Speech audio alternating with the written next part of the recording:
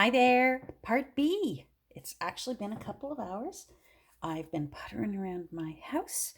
I did my hair. Um, yeah, I got a few things done. So this has been sitting and soaking. As you can see, it's I don't know if you can see, it's darker.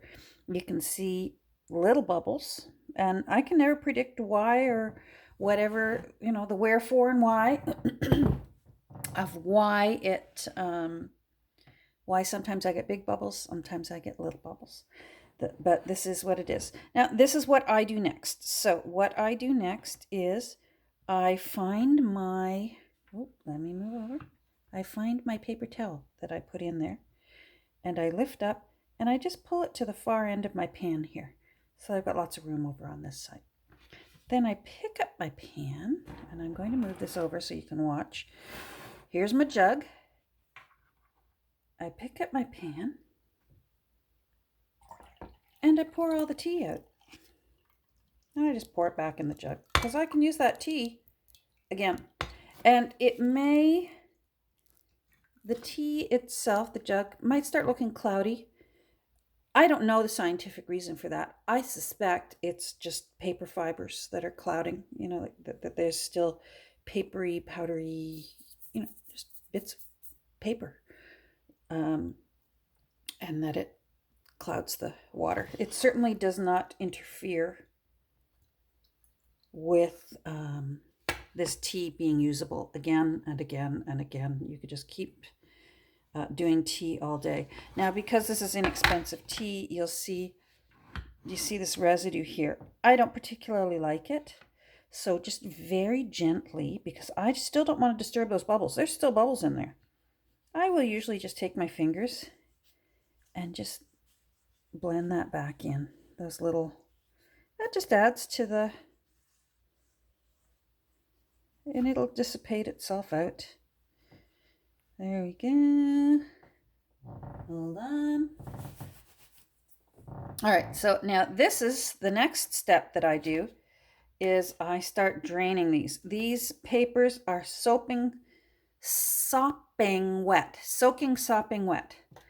And I just slowly start letting that water, the tea, drain out.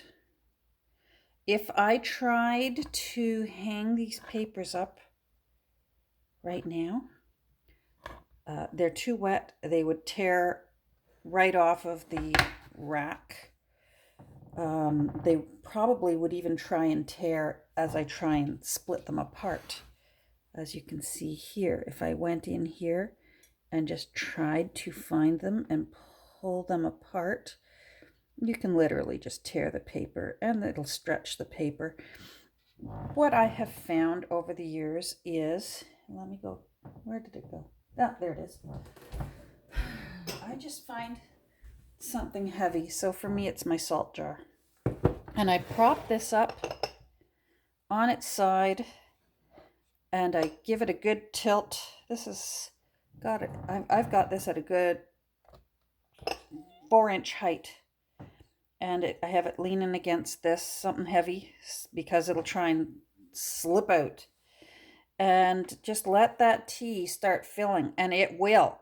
So check back every 15 minutes or so, because you'll get more tea coming out of these papers. Now, if you have a deeper pan, I can see how a deeper, bigger pan might be easier. You wouldn't have to keep checking so that you don't have tea overflow on your counter, which I have. I've had that happen to me. So, and I will do this stage of my tea dyeing. Once the original gush is over with of your tea, you can leave this be for quite a while. I have even done this late at night and just left it overnight just like this, because they'll just slowly start drying. And then well-drained paper will dry very quickly when you finally put it out to where you need it to go. So at this stage, there's no rush. And for me right now, it's 12 noon. Let me see. 12. Oh, it's 12:30. So I will probably walk away from this now till about 3:30 and just let these. I'm just doing this part for fun.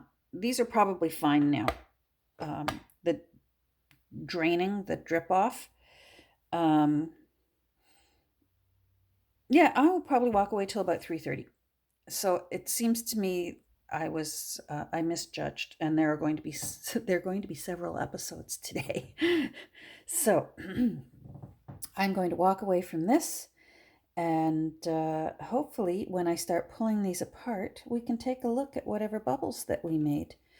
But I don't know what it is. I have found that just by leaving it, I didn't push on it. When I did that little bit of massaging of those little fibers in, I didn't push down because I don't know what's going on in there. I don't have a camera inside all those layers. I imagine it's like phyllo dough. So if there's bubbles in there, I just want them to stay put.